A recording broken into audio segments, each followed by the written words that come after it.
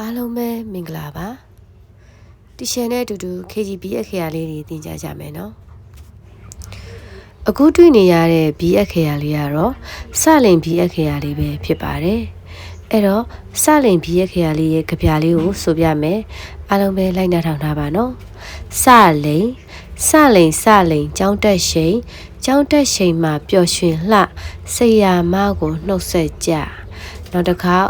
စလိန်ကျောင်းတက်ချိန်မှာပျော်ရွှင်လှစိတ်ရမကိုနှုတ်ဆက်ကြ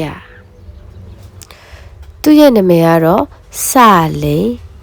သူ့ကိုအတန်ဘယ်လိုထွက်လဲဆိုရင်စလို့ထွက်တယ်နော်စလိန်စအဲ့တော့စနဲ့ပတ်သက်တာလေးတွေကိုပြောကြည့်ရအောင်စစိတ်ရမဆက်လက်ရွက်စစီဘူးနောက်တစ်ခုစစေဝါစစုကဲနောက်တစ်ခုကတော့စစံစစိတ်ဘာကြံသေးလဲအကောက်တစ်ကောင်ရှိသေးတယ်စ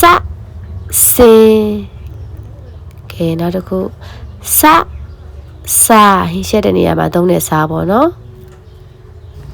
ကဲပြီးပါရဲ့နော်ဒီရှယ်ကစလင်ရင်းလေးကိုရေးပြမယ်ဒါကြည့်ထားပါနော်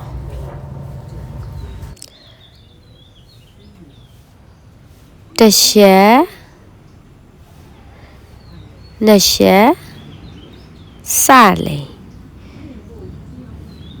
တစ်ချက်နှစ်ချက်စလိန်ကိုနှစ်ချက်ဆွဲရရယ်နော်ကဲတားတို့သမီးတို့ဒီရှင်နဲ့တူလေးထဲမှာလိုက်ဆွဲကြည့်ပါအောင်တစ်ချက်နှစ်ချက်စလိန်တစ်ချက်နှစ်ချက်စလိန်ဟုတ်ပြီနော်ကဲစလိန်ရင်းလေးကိုရေးထည့်သွားမယ်လို့တော့ဒီရှယ်ထင်ပါတယ်ကဲအဲ့ဆိုရင်ဒီရှင်နဲ့အတူတူစလိန်ကြပြလေးကိုနောက်ဆုံးတစ်ခေါက်လောက်ဆိုကြည့်ကြရအောင်စလိန်ကျောင်းတက်ချိန်မှာပျော်ရွှင်လှစိတ်ရမကိုနှုတ်ဆက်ကြကဲနောက်တစ်ခေါက်ဒီရှင်နဲ့အတူတူလိုက်ဆိုကြည့်ပါအောင်စလိန်ကျောင်းတက်ချိန်မှာပျော်ရွှင်လှစိတ်ရမကိုနှုတ်ဆက်ကြဒီရဲ့ဗီဒီယိုလေးဆက်ပြီးတော့လေ့လာနားထောင်ခြင်းနဲ့ဆိုရင်ဒီရဲ့ Zoo Garden ဆိုတဲ့ YouTube channel လေးကိုလည်း subscribe လုပ်ပေးထားကြပါအောင်နော်တတား